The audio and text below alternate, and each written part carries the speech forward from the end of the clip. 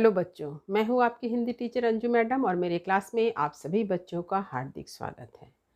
बच्चों, हिंदी साहित्य के अंतर्गत आज मैं खड़ी बोली हिंदी के विकास का एक संक्षिप्त परिचय लेकर आपके समक्ष उपस्थित हूँ। परीक्षा में इससे भी प्रश्न पूछे जाते हैं, तो चलिए मैं आप लोगों को खड़ी बोली हिंदी का एक संक्षिप्त इतिहास बतलाती हूँ। देखिए, खड़ी बोली हिंदी का विकास, संक्षिप्त परिचय।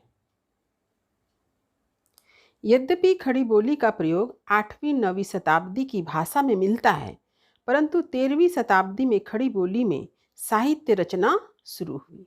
यानी आज जो हम खड़ी बोली हिंदी के रूप में जिस भाषा को जानते हैं, वह भाषा, उस भाषा का प्रयोग 8वीं और 9वीं शताब्दी में ही दिखाई देता है, परंतु 13वीं शताब्दी में इसमें साहित्य रचना आरंभ हुई। उद्योतन सूरी रचित कुवलय माला कथा जो 1778 ईस्वी में लिखा गया, उसमें एक हार प्रसंग का उल्लेख मिलता है। वहां पर तेरे मेरे, देखिए इस बात को ध्यान दीजिए, कौन सा शब्द है? तेरे मेरे आदि शब्द का प्रयोग मिलता है। आरंभ में खड़ी बोली दिल्ली तथा उसके आसपास के रहने वाले लोगों की भाषा थी। इस भाषा के प्रयोग के बढ़ने का क्या कारण था? जनसंपर्क। खड़ी बोली को विस्तार मिला। किस तरह से विस्तार मिलता है? मुसलमानों के आगमन से। यानी खड़ी बोली मुसलमानों के आने के बाद जो है विस्तार को प्राप्त करती है।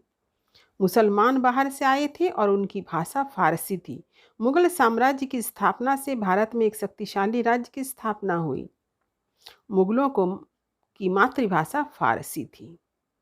अब देखिए, हम लोग कह रहे हैं खड़ी बोली हिंदी को विस्तार कैसे मिला? मुसलमानों के आगमन से।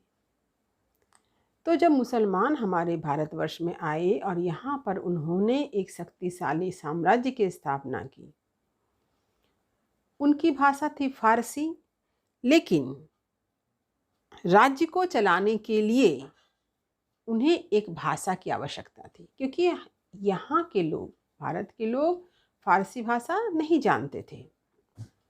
तो राज्य को चलाने के लिए एक भाषा की तलाश थी जिससे जनसंपर्क स्थापित हो सके।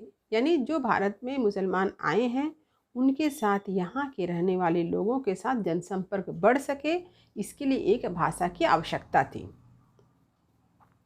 ऐसे में खड़ी बोली का सहारा लिया गया। धीरे धीरे फारसी मिश्रित खड़ी बोली से बोलचाल की नई शैली का जन्म हुआ।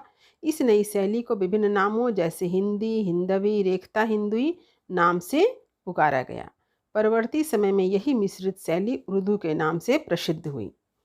यानी मुसलमानों के आगमन से मुसलमानों की भाषा फारसी थी और यहाँ की जो खड़ी बोली थी उनके साथ मिलकर एक नई मिश्रित शैली का आविष्कार हो गया, समझ लीजिए, और वही कहलाई हिंदी, हिंदवी, विभिन्न नामों से पुकारा गया और परवर्ती समय में यही जो है उर्दू के नाम से प्रसिद्ध हुई।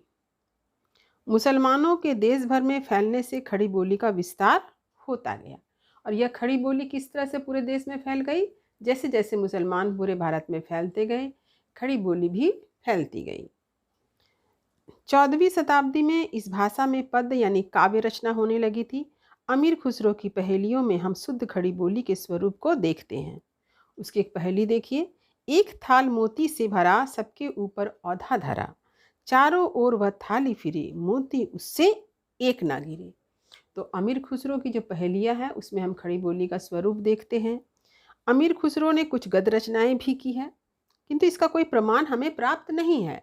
लेकिन अमीर खुसरो ने जो गद्य रचना की है, इसका यह हम कैसे मानते हैं? साहित्य इतिहासकारों के मानने पर।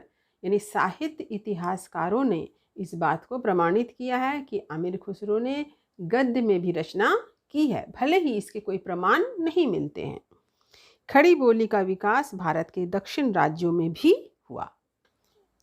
परंतु अफसोस कि औरंगजेब के बाद मुगल साम्राज्य छिन्न भिन्न हो गया।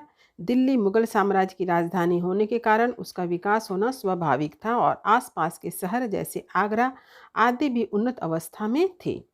देखिए, जैसे मुसलमानों के आगमन के बाद खड़ी बोली ने विकास को प्राप्त किया, ठीक उसी तरह से हम यह देखते हैं कि मुगल सम्राट औरंगजेब के कारण यह साम्राज्य जो है छिन्न भिन्न भी हो गया। और ऐसे में हम क्या देखते हैं कि मुगल साम्राज्य की जो राजधानी दिल्ली है, उसके आसपास तो भाषा का विकास हुआ ही, उसके साथ ही साथ दिल्ली के आसपास के जो नगर थे जैसे आगरा आदि भी उन्नत अवस्था में थी। साम्राज्य के पतन के साथ ही पश्चिमी शहरों की समृद्धि तो नष्ट होती गई, परंतु इसके स्थान पर लखनऊ, पटना, मुर्शिदाबाद आदि पूर्वी शहर उन्नति को प्राप्त कर रहे थे। यानी साम्राज्य के पतन के साथ पश्चिमी शहर जो थे वे सब, वहाँ की समृद्धि नष्ट होने लगी, लेकिन पूर्वी शहर जो है उन्नति को प्राप्त हो रहे थे। दिल्ली से मीर, इंशा आदि शायर पूर्वी प्रदेशों की ओर आने लगे। व्यापारी भी पूर्वी शहरों की ओर आने लगे और साथ में आई संपर्क भाषा खड़ी बोली। तो इस प्रकार बहुत से शायर जो थे वे पूर्वी क्षेत्र में आने लगे, व्यापारी पूर्वी क्षेत्र की ओर आने लगे और साथ में क्या आई, खड़ी बोली। इस प्रकार खड़ी बोली का विकास स्वाभाविक रूप से होता चला गया। तत्पश्चात भक्ति काल में भक्त कवियों ने भी खड़ी बोली का मिश्रित रूप प्रस्तुत किया है। उदाहरण देखिए, कबीर का उदाहरण है। कबीर कहता जाता हूँ, सुनता है सब कोई, राम कहे भला होएगा, नहींतर भला न होई।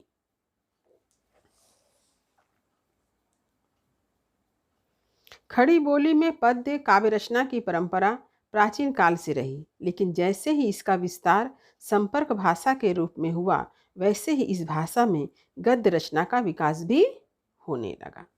यानी खड़ी बोली में काव्य रचना तो हो ही रही थी, लेकिन जैसे ही यह संपर्क भाषा के रूप में इसका विस्तार होता है, इसमें गद्य रचना का भी विकास होने लगा।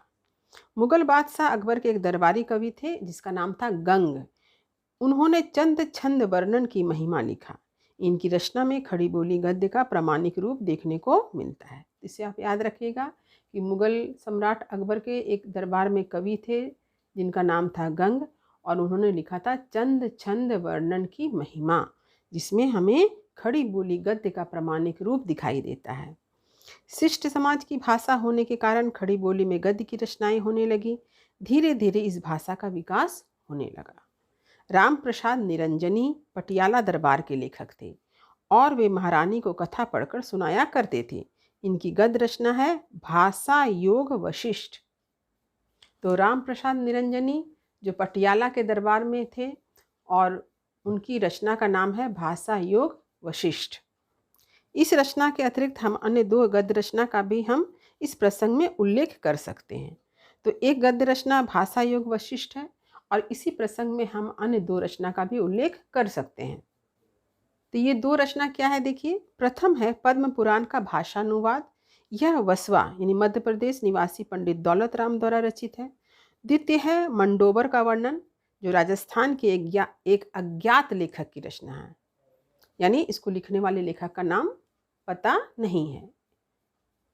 भाषा की दृष्टि से यह दोनों रचना उतनी परिमार्जित भले ही ना हो, परंतु इसकी भाषा फारसी उर्दू से अलग बोलचाल की खड़ी बोली है।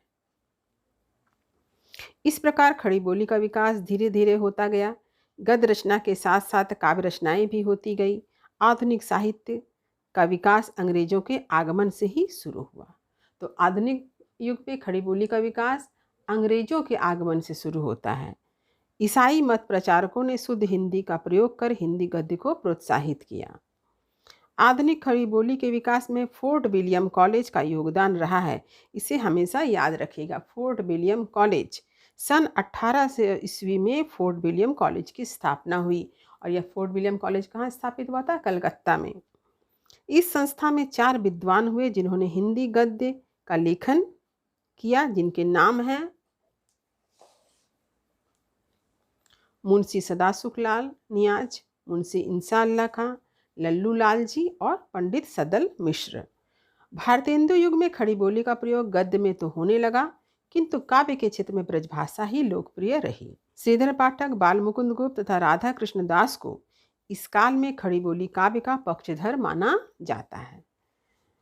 भारतेंदु युग के बाद द्विवेदी युग आते हैं। द्विवेदी युग में आचार्य महावीर प्रसाद द्विवेदी के प्रयास से खड़ी बोली अपरिपक्वता, अव्यवस्था से बाहर निकलकर परिपक्व, परिमार्जित तथा व्यवस्था तक पहुंची।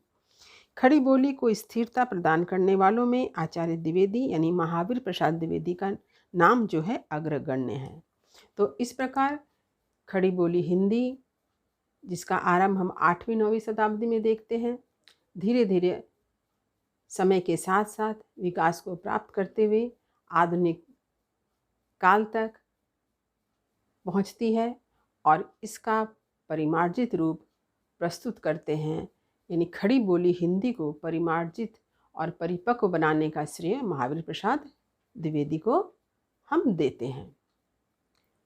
तो इस प्रकार खड़ी बोली का एक संक्षिप्त विकास जो है मैंने आपके समक्ष प्रस्तुत किया है। वीडियो को लाइक करें, सभी बच्चों में इसे शेयर तो अवश्य करें। जो बच्चे चैनल पर नए हैं वे चैनल को सब्सक्राइब करना ना भूलें, ताकि हर आने वाले नए वीडियो का लाभ उन्हें तुरंत से तुरंत मिल सके। तब तक पढ़ते रहिए, जीवन में आगे बढ़ते रहिए।